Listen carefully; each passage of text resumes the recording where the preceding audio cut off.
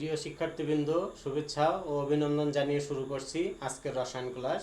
আমি মোহাম্মদ আরমান হোসেন, প্রভাষক রসায়ন, রংপুর সিটি কলেজ, রংপুর। শিক্ষার্থীরা, তোমরা জানো ইতোমধ্যে আমি প্রথম পত্রটি তোমাদের শেষ করেছি। আজকে আমি দ্বিতীয় পত্র, এটার উপর ক্লাস নেব। আজকে দ্বিতীয় পত্রের যে 4 নম্বর অধ্যায়টি রয়েছে তড়িৎ রসায়ন, এটি নিয়ে আমি আলোচনা করব। তো শিক্ষার্থীরা দেখো, এর যে প্রথম টপিকটি রয়েছে সেটি হলো তড়িৎ পরিবাহী। তো তড়িৎ পরিবাহী কি, এইটা সম্পর্কে তোমরা আগে থেকেই একটু হলেও জানো যে পরিবাহী কি, যে সকল পদার্থের মধ্য দিয়ে ইলেকট্রন প্রবাহিত হতে পারে তাদেরকেই পরিবাহী বলা হয়। তাহলে শিক্ষার্থীরা, ইলেকট্রনেই হলো তড়িৎ।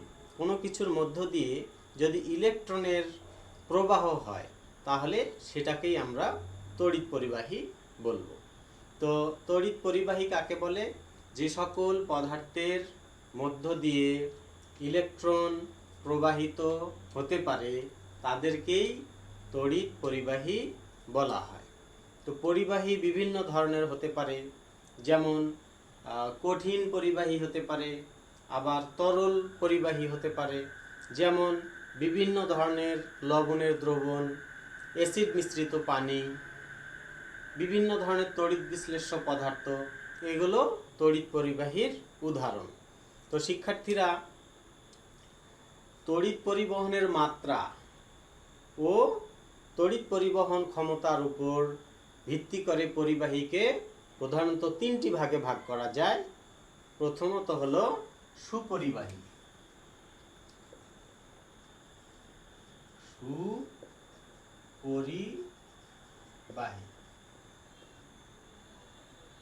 তো সুপরিবাহী পদার্থ কাকে বলে? যে সকল পদার্থের ভিতর দিয়ে খুব সহজে ইলেকট্রন পরিবাহিত হয়ে থাকে তাদেরকে সুপরিবাহী বলা হয়। তাহলে সুপরিবাহী পদার্থের উদাহরণ হিসাবে আমি লিখতে পারি সকল ধাতু। সকল ধাতুই সুপরিবাহী পদার্থ। তো ধাতুর মধ্যে আবার কিছু ধাতু রয়েছে যেগুলো উদাহরণ হিসাবে আমরা দিতে পারি, যেমন তামা, অ্যালুমিনিয়াম,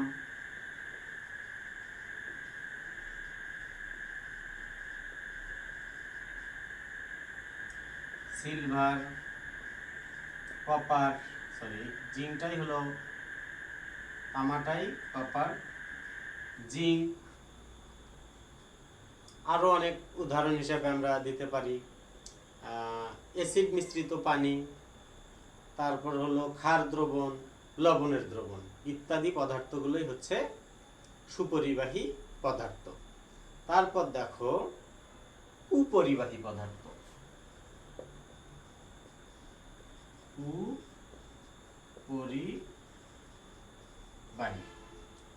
কুপরিবাহী পদার্থ কাকে বলে? কুপরিবাহী পদার্থ হলো যে সকল পদার্থের মধ্য দিয়ে ইলেকট্রন প্রবাহ খুবই অল্প মাত্রায় হয় তাদেরকে কুপরিবাহী পদার্থ বলা হয়। যেমন গ্রাফাইট, এটা কুপরিবাহী। গ্রাফাইট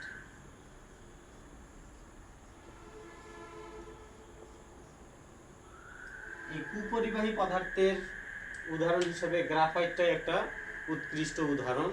শিক্ষার্থীরা, তোমরা খাতায় লিখে ফেলো। তারপর অপরিবাহী। অপরিবাহী পদার্থ কাকে বলে?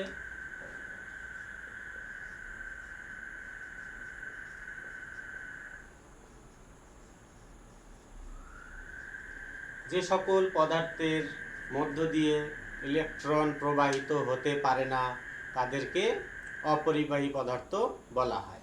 যেমন কাঁচ, রাবার, চিনি, পেট্রোল। এদের মধ্য দিয়ে কোনো ইলেকট্রন প্রবাহিত হতে পারে না, তাই এরা অপরিবাহী পদার্থ। তো শিক্ষার্থীরা, এটা হলো তড়িৎ পরিবহনের মাত্রা ও তড়িৎ পরিবহনের ক্ষমতার উপর ভিত্তি করে তড়িৎ পরিবাহী পদার্থ তিন প্রকার: সুপরিবাহী, কুপরিবাহী, অপরিবাহী। এগুলোর আমি উদাহরণ তোমাদেরকে দিলাম, তোমরা এগুলো লিখে ফেলো। এরপর যেটা লিখব যে তড়িৎ পরিবহনের পদ্ধতি তথা তড়িৎ পরিবহনের কৌশলের উপর ভিত্তি করে এটাকে দুভাগে ভাগ করা যায়। একটা হলো ধাতব পরিবাহী বা ইলেকট্রনীয় পরিবাহী।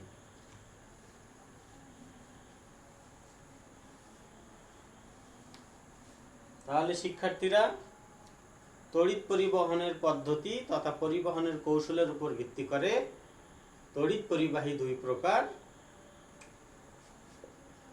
একটা হলো ধাতব বা ইলেকট্রনীয় পরিবাহী, খ তড়িৎ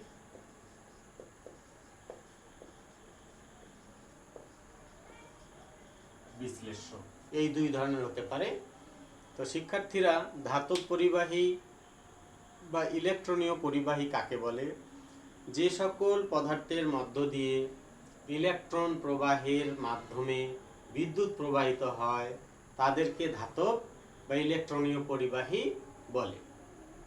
প্রকৃতপক্ষে ধাতুতে যখন তড়িৎ পরিবহন হয় তখন এই পদার্থের কোনো ভৌত পরিবর্তন ঘটে না, অর্থাৎ এই পরিবাহীর এক প্রান্ত থেকে অন্য প্রান্তে ইলেকট্রন চলাচল করে। তো যে সকল পদার্থের মধ্য দিয়ে ইলেকট্রন প্রবাহের মাধ্যমে তড়িৎ পরিবাহিত হয় তাদেরকে ধাতব বা ইলেকট্রনীয় পরিবাহী বলা হয়। আশা করি শিক্ষার্থীরা তোমরা এটা বুঝতে পেরেছ। এখন দেখো তড়িৎ বিশ্লেষ্য পরিবাহী। তড়িৎ বিশ্লেষ্য পরিবাহী কাকে বলে? তড়িৎ বিশ্লেষ্য পরিবাহীর সংজ্ঞা আমি বলছি, তোমরা লিখে নাও। যে সকল পদার্থের উপযুক্ত দ্রাবকে দ্রবীভূত বা বিগলিত অবস্থায় তড়িৎ প্রবাহের সৃষ্টি হয় তাদেরকে তড়িৎ বিশ্লেষ্য পরিবাহী বলা হয়। তড়িৎ বিশ্লেষ্য পরিবাহী তড়িৎ পরিবহনের সময় এদের রাসায়নিক পরিবর্তন ঘটে থাকে। যেমন উদাহরণ হিসাবে আমরা দিতে পারি যে অ্যাসিড মিশ্রিত পানি, ক্ষার দ্রবণ বা লবণের দ্রবণ, এগুলো হলো তড়িৎ বিশ্লেষ্য পরিবাহী। আমি তড়িৎ বিশ্লেষ্য পরিবাহীর সংজ্ঞা আবারও বলছি। যে সকল পদার্থের মধ্য দিয়ে তড়িৎ পরিবহনের সময় এদের বিগলন বা রাসায়নিক পরিবর্তন ঘটে তাদেরকে তড়িৎ বিশ্লেষ্য পরিবাহী বলা হয়ে থাকে। উদাহরণস্বরূপ, সব আয়নিক যৌগ, কিছু পোলার সমযোজী যৌগ গলিত অবস্থায় ও জলীয় দ্রবণে তড়িৎ বিশ্লেষ্য পরিবাহী হয়। তড়িৎ বিশ্লেষ্য পরিবাহীর উদাহরণ আমি দিতে পারি লবণ, যেমন সোডিয়াম ক্লোরাইড দ্রবণ, HCl, H2SO4, HNO3, NaOH, KOH, ETC, এগুলো সবগুলোই তড়িৎ বিশ্লেষ্য পরিবাহীর উদাহরণ। তো শিক্ষার্থীরা, ধাতব পরিবাহী ও তড়িৎ বিশ্লেষ্য পরিবাহী পদার্থের কিছু বৈশিষ্ট্য রয়েছে। এই বৈশিষ্ট্যগুলো তোমাদেরকে অবশ্যই মনে রাখতে হবে। ধাতব পরিবহনের যে বৈশিষ্ট্য, ধাতব পরিবাহী পদার্থের যে বৈশিষ্ট্যগুলো রয়েছে, বৈশিষ্ট্যগুলো আমি বলছি, তোমরা একটু শোনো। এই আলোকে তোমরা এগুলো মনে রাখবে যে ধাতব পরিবাহী বা ইলেকট্রন পরিবাহী এটা একটা ভৌত পরিবহন পদ্ধতি। যখন এর মধ্য দিয়ে তড়িৎ প্রবাহিত হয় পদার্থের কোনো পরিবর্তন ঘটে না, তাই এটি একটি ভৌত পরিবর্তন পদ্ধতি। তারপর এই ধরনের তড়িৎ পরিবহন ধাতু বা ধাতুর সংকরের মধ্য দিয়ে ঘটে। ধাতু সংকর আছে, যেমন ডুরালুমিন, তারপর হলো ব্রোঞ্জ, পিতল, এগুলো ধাতু সংকর, এদের মধ্য দিয়েও ইলেকট্রন প্রবাহিত হতে পারে। তারপর এদের মধ্য দিয়ে তড়িৎ পরিবহনের সময় এদের কোনো রাসায়নিক পরিবর্তন ঘটে না। ইলেকট্রন অত্যন্ত ক্ষুদ্র কণা ও হালকা বলে খুব দ্রুত সময়ের মধ্যে চলাচল করতে পারে, ফলে এ জাতীয় পরিবাহীর মধ্যে দিয়ে তড়িৎ প্রবাহ ক্ষমতা সবচেয়ে বেশি হয়। তারপর এসব পরিবাহীর ক্ষেত্রে ওহমের সূত্র প্রযোজ্য। শিক্ষার্থীরা, তোমরা ওহমের সূত্র পদার্থবিজ্ঞানে পড়েছ যে কোনো পরিবাহীর মধ্য দিয়ে তড়িৎ প্রবাহ মাত্রা পরিবাহীর বিভব পার্থক্যের সমানুপাতিক, এরূপ একটি ওহমের সূত্র রয়েছে ফিজিক্সে। তারপর এর একটি বৈশিষ্ট্য আছে, যে বৈশিষ্ট্য খুবই গুরুত্বপূর্ণ, যে তাপমাত্রা বৃদ্ধির সাথে তড়িৎ পরিবহন ক্ষমতা হ্রাস ঘটে। তাহলে ধাতব বা ইলেকট্রনীয় যে পরিবাহীগুলো রয়েছে, এই পরিবাহীগুলোর তাপমাত্রা বৃদ্ধির সাথে তড়িৎ পরিবহন ক্ষমতা হ্রাস পায়। তো এই যেগুলো আমি বললাম, এগুলো হলো ধাতব পরিবাহীর বা ইলেকট্রনীয় পরিবাহীর বৈশিষ্ট্য। এখন শিক্ষার্থীরা দেখো যে তড়িৎ বিশ্লেষ্য পরিবাহীর কিছু বৈশিষ্ট্য রয়েছে। এই বৈশিষ্ট্যগুলো হলো যে অ্যাসিড, দ্রবণ বা ক্ষারক বা লবণ জাতীয় পদার্থসমূহ গলিত অবস্থায় তড়িৎ বিশ্লেষ্য পরিবাহী হিসাবে কাজ করে, অর্থাৎ তড়িৎ পরিবহন করে। তড়িৎ প্রবাহকালে অ্যানোড তড়িৎ দ্বারে জারণ ঘটে, ক্যাথোড তড়িৎ দ্বারে বিজারণ ঘটে। অর্থাৎ এদের যে আয়নগুলো রয়েছে, দুই ধরনের আয়ন তৈরি হয়। একটা হলো ধনাত্মক আয়ন, যেটাকে আমরা ক্যাটায়ন বলি, অপরটি হলো ঋণাত্মক আয়ন, যাকে আমরা অ্যানায়ন বলি। এই দুই ধরনের আয়ন দুটি তড়িৎদ্বার কর্তৃক আকৃষ্ট হয়। তারপর হলো এই পরিবাহীর ক্ষেত্রে আয়নগুলোর চলাচলের মাধ্যমে তড়িৎ প্রবাহ সম্পূর্ণ হয়। তারপর উত্তপ্ত অবস্থায় পরিবাহীতে তড়িৎ পরিবহন ক্ষমতা বৃদ্ধি পায়। তো শিক্ষার্থীরা, ধাতব পরিবাহীর ক্ষেত্রে যে বৈশিষ্ট্য ছিল যে তাপমাত্রার প্রভাব, এক্ষেত্রে তার সম্পূর্ণ বিপরীত ঘটনাটি ঘটবে। ধাতব পরিবাহীর ক্ষেত্রে তাপমাত্রা বৃদ্ধির সাথে তড়িৎ পরিবহন ক্ষমতা হ্রাস পেয়েছিল, কিন্তু তড়িৎ বিশ্লেষ্য পরিবাহীর ক্ষেত্রে তাপমাত্রা বৃদ্ধির সাথে তড়িৎ পরিবহন ক্ষমতাও বৃদ্ধি পায়। তারপর এ জাতীয় পরিবাহীর ক্ষেত্রে ফ্যারাডের সূত্র প্রযোজ্য। তো শিক্ষার্থীরা, ফ্যারাডের সূত্র আমি এই অধ্যায়ে পড়াবো, তোমরা ভালোভাবে শিখতে পারবে। তারপর হচ্ছে যে তড়িৎ বিশ্লেষ্য পরিবাহীর ক্ষেত্রে একটি সম আয়ন প্রভাব রয়েছে। এই সম আয়ন প্রভাবের কারণে তড়িৎ বিশ্লেষ্য পরিবাহীর তড়িৎ পরিবহন ক্ষমতা হ্রাস পায়। তো শিক্ষার্থীরা, আশা করি তোমরা বুঝতে পেরেছো। এখন আমি যে জিনিসটি নিয়ে আলোচনা করব সেটি হলো যে তড়িৎ বিশ্লেষ্য পদার্থগুলো আবার দুই ধরনের হয়ে থাকে। তড়িৎ বিশ্লেষ্য পদার্থ দুই ধরনের, একটা হলো মৃদু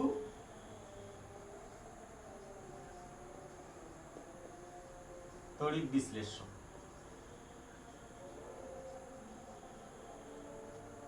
মৃদু তড়িৎ বিশ্লেষ্য কি? যে সকল তড়িৎ বিশ্লেষ্য পদার্থ জলীয় দ্রবণে সম্পূর্ণরূপে আয়নিত হয় না, তাদেরকে মৃদু তড়িৎ বিশ্লেষ্য পদার্থ বলা হয়ে থাকে। মৃদু তড়িৎ বিশ্লেষ্য পদার্থের উৎকৃষ্ট উদাহরণ হলো ফর্মিক অ্যাসিডের দ্রবণ, অ্যাসিটিক অ্যাসিডের দ্রবণ, অ্যামোনিয়াম হাইড্রোক্সাইড, হাইড্রোজেন সায়ানাইড, এগুলো মনে রাখার মতো। তারপর আরও উদাহরণ দেওয়া যেতে পারে দুর্বল অ্যাসিড, কার্বনিক অ্যাসিড, H2CO3, এটিও মৃদু তড়িৎ বিশ্লেষ্য পদার্থ। তো শিক্ষার্থীরা, এই যে উদাহরণগুলো আমি লিখলাম, এগুলো মৃদু তড়িৎ বিশ্লেষ্য পদার্থের উদাহরণ।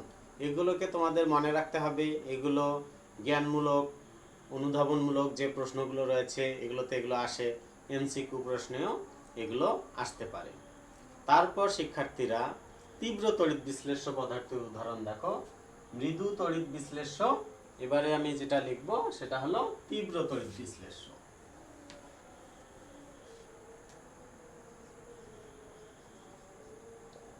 তীব্র তড়িৎ বিশ্লেষ্য পদার্থ কাকে বলে? যে সকল পদার্থ জলীয় দ্রবণে সম্পূর্ণরূপে আয়নিত অবস্থায় থাকে তাদেরকে তীব্র তড়িৎ বিশ্লেষ্য পদার্থ বলা হয়। তীব্র তড়িৎ বিশ্লেষ্য পদার্থের উদাহরণ হিসেবে আমরা লিখতে পারি যে HCl, sodium hydroxide, sulphuric acid, nitric acid দ্রবণ, potassium hydroxide, sodium chloride, potassium chloride ইত্যাদি। এগুলো সবগুলো তীব্র তড়িৎ বিশ্লেষ্য পদার্থের উদাহরণ। আশা করি শিক্ষার্থীরা তোমরা এগুলো বুঝতে পেরেছ। এখন যে জিনিসটি নিয়ে আমি আলোচনা করব সেটা হলো তড়িৎ বিশ্লেষণ কাকে বলে।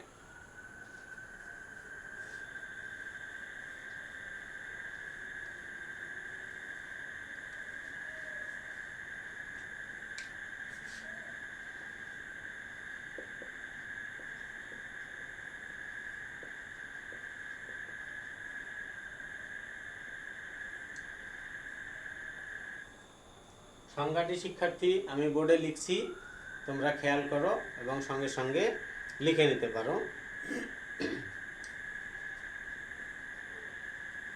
যে প্রক্রিয়ায় কোনো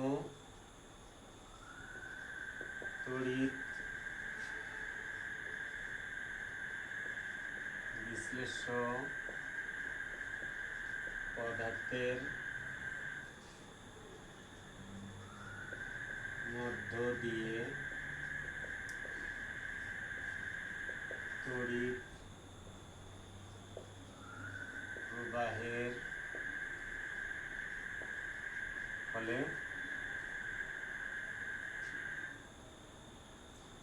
যে প্রক্রিয়ায় কোনো তড়িৎ বিশ্লেষ্য পদার্থের মধ্য দিয়ে তড়িৎ প্রবাহের ফলে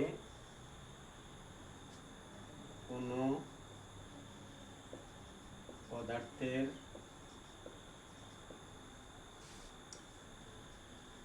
বিয়োজন বা সঞ্চিতকরণ ঘটে তাকে তড়িৎ বিশ্লেষণ বলা হয়। শিক্ষার্থীরা আমি সংজ্ঞাটি লিখে দিলাম। যে প্রক্রিয়ায় কোনো তড়িৎ বিশ্লেষ্য পদার্থের মধ্য দিয়ে তড়িৎ প্রবাহের ফলে কোনো পদার্থের বিয়োজন বা সঞ্চিতকরণ ঘটে তাকে তড়িৎ বিশ্লেষণ বলা হয়। তো শিক্ষার্থীরা তড়িৎ বিশ্লেষণ প্রক্রিয়ার এটি আমি একটি চিত্রের সাহায্যে দেখাবো, তাহলে তোমাদের কাছে এটি আরও সহজ হবে। তো তড়িৎ বিশ্লেষণ এটি একটি জারণ বিজারণ প্রক্রিয়া। তো আমি চিত্রের সাহায্যে এটি দেখাবো।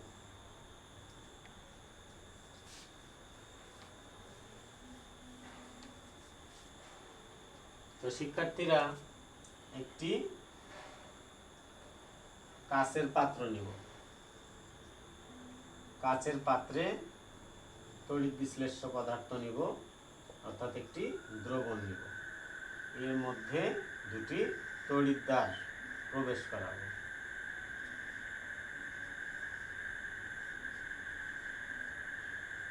এই দুটি হলো তড়িৎদ্বার।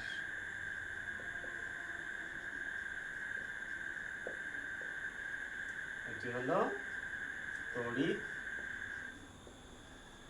বিশ্লেষ্য। এটিকে যদি কোনো একটি তড়িৎ উৎসের সাথে সংযুক্ত করি তাহলে যেটা বড় রেখা সেটি হলো প্লাস, ছোট রেখাটি হলো মাইনাস। তাহলে এটি একটি তড়িৎ বিশ্লেষণ কোষ। আমি সর্বপ্রথম একটি কাচের পাত্র নিয়েছি। কাচের পাত্রের মধ্যে একটি তড়িৎ বিশ্লেষ্য পদার্থ নিয়েছি। এইখানে আমরা যে তড়িৎ বিশ্লেষণ প্রক্রিয়াটি ঘটাচ্ছি, ধরে নিলাম যে সোডিয়াম ক্লোরাইড দ্রবণের তড়িৎ বিশ্লেষণ করছি।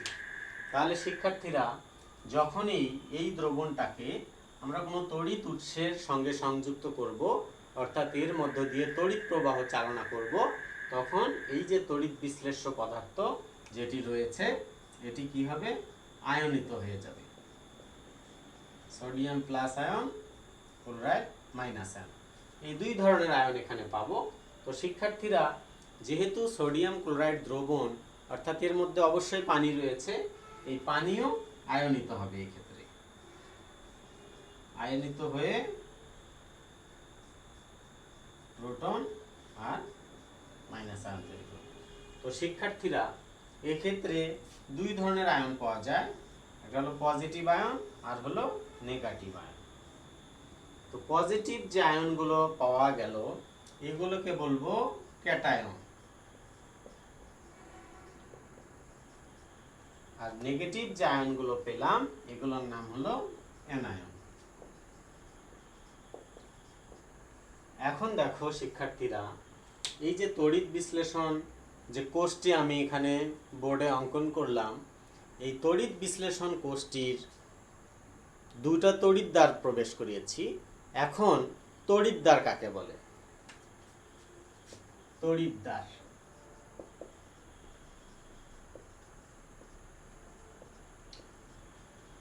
যে পরিবাহী তার বা দণ্ডের সাহায্যে তড়িৎ বিশ্লেষণ কোষে তড়িৎ প্রবাহ চালনা করা হয়, তাকে তড়িৎদ্বার বলা হয়। শিক্ষার্থীরা, বুঝতেই পারছো, মানে দ্বার, যে দরজা দিয়ে বা যে ডোর দিয়ে এর মধ্যে তড়িৎ প্রবাহ চালনা হবে, সেটাই হলো তড়িৎদ্বার। তো আবারও বলছি, যে পরিবাহী তার বা দণ্ডের সাহায্যে তড়িৎ বিশ্লেষণ কোষে তড়িৎ প্রবাহ চালনা করা হয়, তাকেই তড়িৎদ্বার বলা হয়। শিক্ষার্থীরা, তড়িৎদ্বার দু ধরনের হয়ে থাকে। একটি হলো অ্যানোড,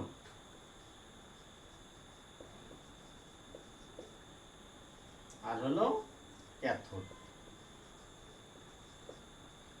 এখন দেখো শিক্ষার্থীরা, অ্যানোড কাকে বলে আর ক্যাথোড কাকে বলে? অ্যানোড তড়িৎদ্বার অনেক বইয়ে বা অনেক টিচার এটা বলে থাকেন যে তড়িৎ উৎসের ধনাত্মক প্রান্তের সঙ্গে যুক্ত তড়িৎদ্বারকে অ্যানোড বলে। এই কথাটি সম্পূর্ণরূপে ঠিক নয়, আংশিক সত্য হতে পারে, পুরোপুরি সত্য নয়। আর ক্যাথোড ঋণাত্মক তড়িৎদ্বারের সাথে, অর্থাৎ ঋণাত্মক উৎসের সাথে যুক্ত তড়িৎদ্বারকে ক্যাথোড বলে। এটি অনেক বইয়ে লেখা আছে, এটিও পুরোপুরি সত্য নয়। সঠিক জিনিসটি হলো যে তড়িৎ বিশ্লেষণ কোষে যে তড়িৎদ্বারে জারণ বিক্রিয়া সংঘটিত হয়, তাকে অ্যানোড তড়িৎদ্বার বলা হয়। তো শিক্ষার্থীরা, তড়িৎ বিশ্লেষণ কোষে ইলেকট্রনের বিনিময় ঘটে, ইলেকট্রনের আদান প্রদান ঘটে, অর্থাৎ জারণ বিজারণ ঘটে। তো তড়িৎ বিশ্লেষণ কোষে যে তড়িৎদ্বারে জারণ বিক্রিয়া সংঘটিত হয়, তাকে অ্যানোড তড়িৎদ্বার বলা হয়। তোমরা লিখে ফেলো, ব্র্যাকেটে আমি লিখে দিচ্ছি জারণ, এটাতে বিজারণ। তো শিক্ষার্থীরা, তাহলে যে তড়িৎদ্বারে জারণ বিক্রিয়া সংঘটিত হয় সেটি হলো অ্যানোড, আর যে তড়িৎদ্বারে বিজারণ বিক্রিয়া সংঘটিত হয় সেটি হলো ক্যাথোড। এখন শিক্ষার্থীরা, আমি এখানে লিখেছি ক্যাটায়ন, অ্যানায়ন। ক্যাটায়ন অ্যানায়নের সংজ্ঞা কিভাবে দিব? যে তড়িৎ বিশ্লেষণ কোষে ধনাত্মক আয়ন সমূহ ক্যাথোড কর্তৃক আকৃষ্ট হয়, তাই এদেরকে ক্যাটায়ন বলা হয়। অপরদিকে তড়িৎ বিশ্লেষণ কোষে ঋণাত্মক আয়ন সমূহ অ্যানোড কর্তৃক আকৃষ্ট হয়, তাই এদেরকে অ্যানায়ন বলা হয়। আশা করি শিক্ষার্থীরা, তড়িৎ বিশ্লেষণ কাকে বলে, তড়িৎ বিশ্লেষণের যে টার্মগুলো রয়েছে, যে তড়িৎদ্বার কাকে বলে, অ্যানোড কাকে বলে, ক্যাথোড কাকে বলে, অ্যানায়ন কাকে বলে, ক্যাটায়ন কাকে বলে, এই জিনিসগুলো নিয়ে আমি আজকে আলোচনা করলাম। তোমরা এগুলো বুঝেছো। তো এগুলো ভালো করে পড়বে। আমি আজকে এই পর্যন্ত রাখতে চাচ্ছি। শিক্ষার্থীরা সকলের সুস্বাস্থ্য কামনা করে আজকে এখানেই রাখছি। আল্লাহ হাফেজ।